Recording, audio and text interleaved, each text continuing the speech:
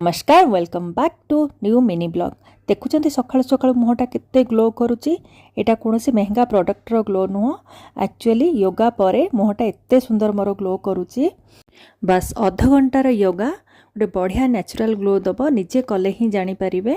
10 minutes warm up, 10 minutes सूर्य नमस्कार बा किछि बेसिक आसनास, 10 मिनिट्स प्राणायाम, बस एतिकी ही यथेष्ट। जानिछंती जदि आमे कोनोसी भी जिंस को 21 दिन पर्यंत करबा सेटा गोटे हमर अभ्यास रे परिणत हो जिवो।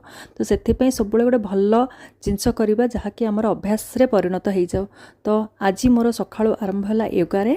तो भाबुची दिनटा बहुत ही भलो जीव, काहेकि ना मते सखाळु बहुत फ्रेश फील होउची प्राणायाम करि सारिबा परे। जदि आपण पाखरे टाइम नहीं योगा करिबा पई, टिके टाइम बाहर करी 10 मिनिट टाइम बाहर करी प्राणायाम करंतु, देखिबे केमिति फील होउची आपन को होल डे। पुणी देखाबो आ गोटे नुआ ब्लॉग रे। Keep watching, thank you so much.